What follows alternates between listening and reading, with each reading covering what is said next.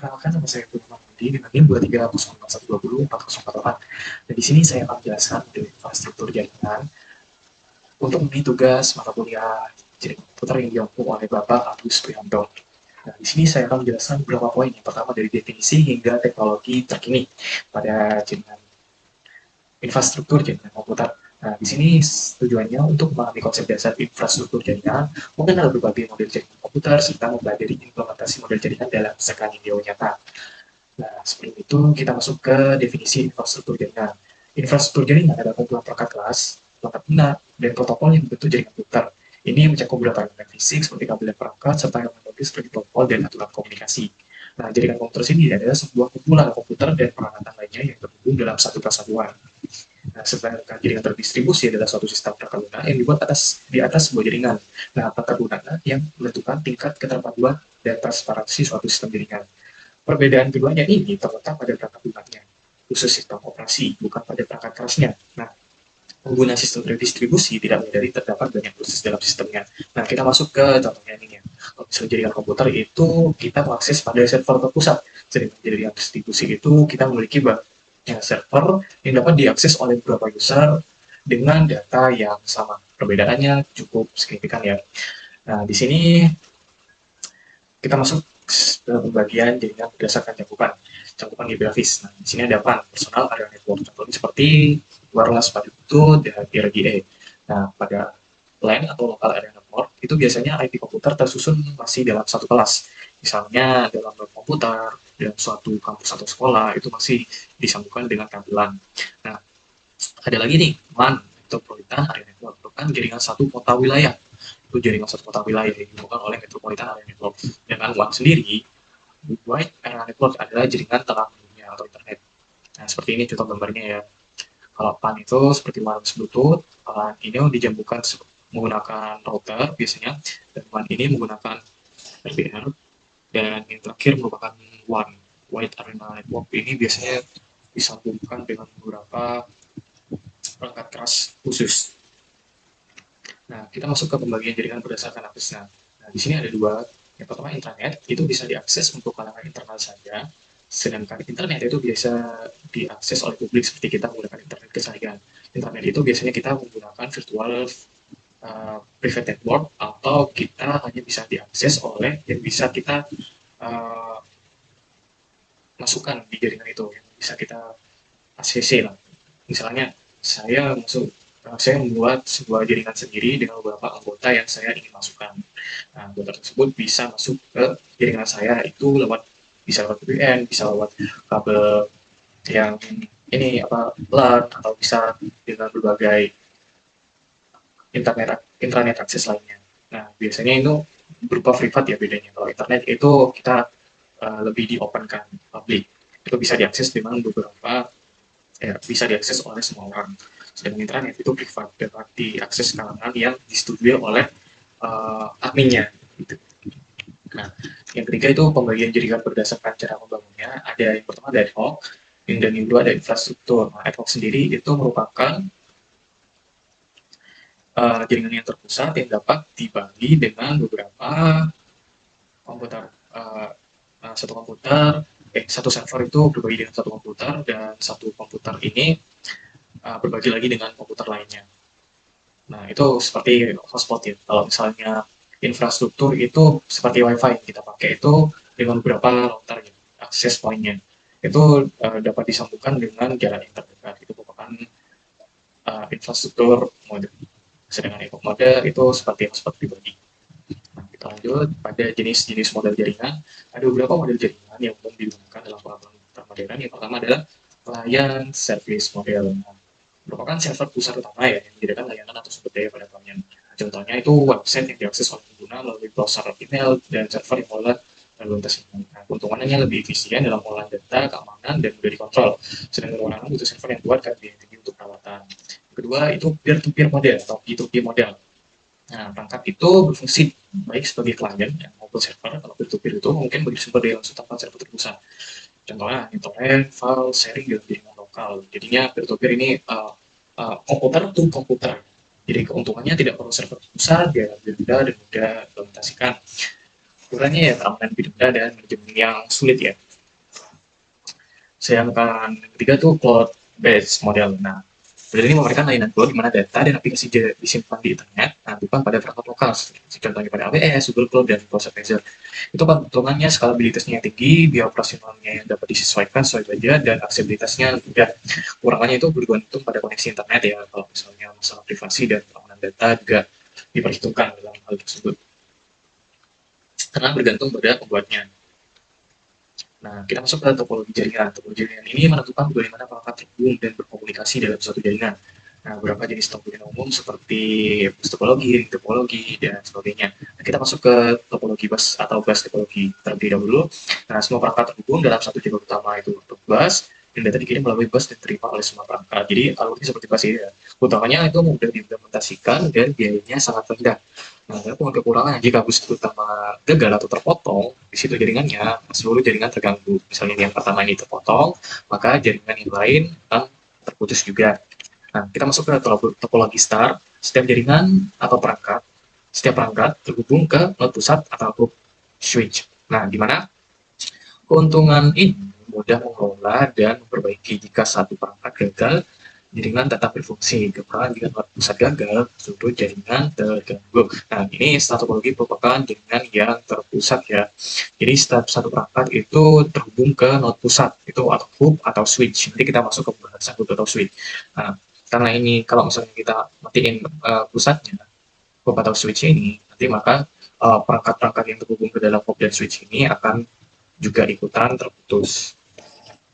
Topologi ring. Perangkat terhubung dalam bentuk lingkaran, data dikirim searah, dirunjang, atau berlawanan. Kurangannya, keuntungannya data mengalir dalam satu arah, mereka tabrakan data. Nah, di sini butuh dengan ring topologi. Nah, ketika satu jalur terputus, maka bisa menggunakan akses dengan poin yang lain ya. Jadi jika satu perangkat gagal, seluruh jaringan dapat terputus. Nah, kalau misalnya ada satu perangkat yang gagal, ini bisa jadi jaringannya terputus. Soalnya ini kan berupa lingkaran. Ini keuntungannya hanya untuk minimalisir tabrakan antar data ya, misalnya datanya itu tabrakan, itu bisa pakai topologi ring. Masuk ke topologi mesh. Setiap perangkat terhubung langsung dengan semua perangkat lain, memberikan beberapa jalur untuk transmisi data. Nah, keuntungannya sangat andal, toleransi kesalahan tinggi. Karena ini untuk kebalikan dari topologi yang sebelumnya itu topologi star, di mana di sini tidak ada perangkat yang terpusatnya ya. Jadinya di sini antar perangkat saling terhubung satu sama lain dan memberikan beberapa jalur untuk transmisi data. Jadi nggak satu data terhubung dalam satu perangkat terpusat. Nah, kekurangannya biaya tinggi dan kompleksitas instalasi. Dan ini membutuhkan biaya tinggi karena setiap ini itu terdapat perangkat keras tambahan untuk bisa terhubung satu sama lain. Topologi standard star ini yang merupakan pengembangan dari topologi star, di mana beberapa topologi star dihubungkan ke pusat utama. Jadinya di sini terdapat beberapa pusat yang administrator paling tinggi dan administrator bagian divisinya ya, di bagian ini. Nah, keuntungannya lebih andal dan lebih resilient serta lebih aman untuk beberapa kategori jika dibagikan beberapa jaringan.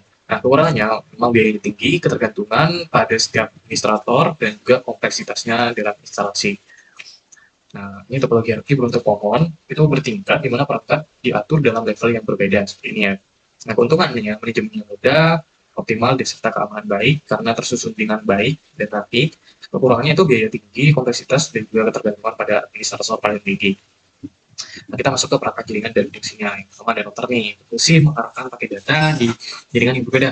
Router itu merupakan jalur terbaik untuk data menuju tujuannya. Jadi beberapa router ini seperti jaringan router pada WiFi itu, di mana pakai data akan menentukan jalur terbaik untuk menuju data selanjutnya ya.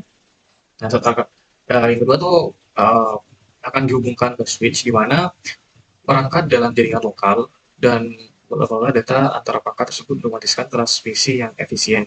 Jadi router ini akan dihubungkan melalui switch. Nanti switch akan itu kan jaringannya tuh LAN atau LAN ya.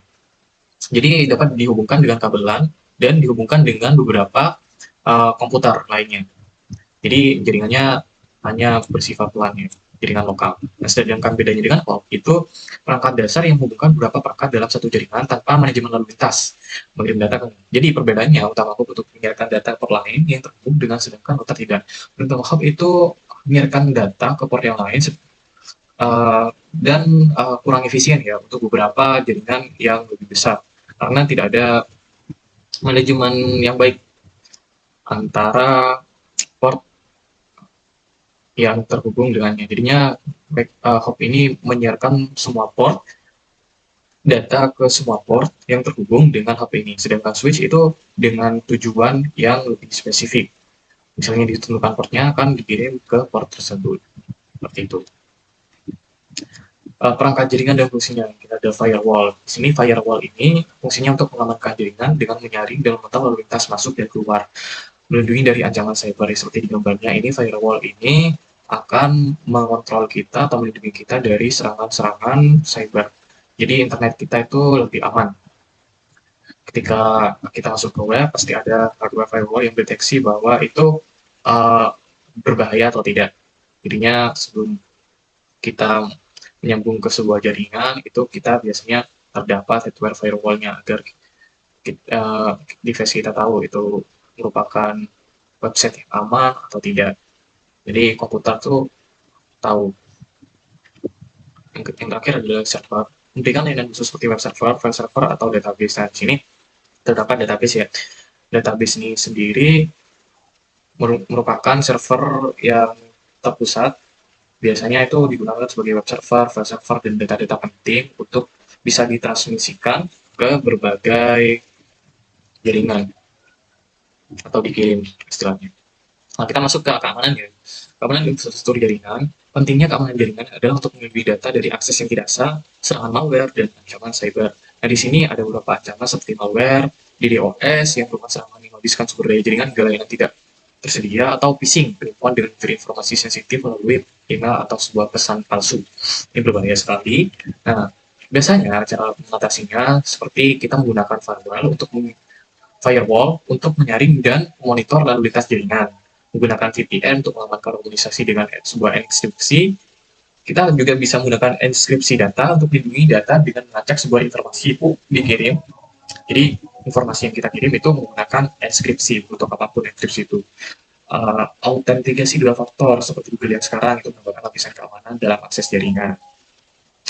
Nah, teknologi terkini itu ada SD-WAN, yaitu Software Defined Wide Area Network, untuk mengoptimalkan pengelolaan lalu lintas jaringan melalui perangkat lunak. Nah, jadi ini untuk SD-WAN ini karena untuk dunia ya, biasanya dipakai untuk mengoptimalkan pengelolaan lalu lintas jaringan. Jika lalu lintasnya itu terasa penuh atau ramai, itu akan dioptimalkan. Ada beberapa jaringan yang tidak dipakai itu langsung prioritasin.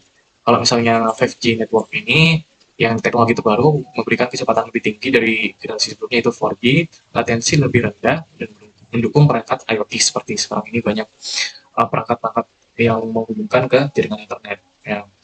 Yang ketiga, kita masuk ke IoT, yaitu menghubungkan perangkat sehari-hari ke jaringan. Kalau optimisasi seperti rumah cerdas yang sekarang, misalnya itu ada agar otomatis buka ketika kita mengklik sebuah aplikasi yang terhubungannya, atau bisa kontrol jarak jauh seperti mobil self driving yang punyanya Tesla itu, atau teknologi yang lain ya. Nah, AI ini juga digunakan jaringan ini juga digunakan dalam AI yang dimana untuk menggunakan kecerdasan buatan untuk menganalisis lalu lintas jaringan dan mendeteksi anomali secara otomatis. Jadi menggunakan algoritma tertentu untuk bisa mendeteksi anomali secara otomatis.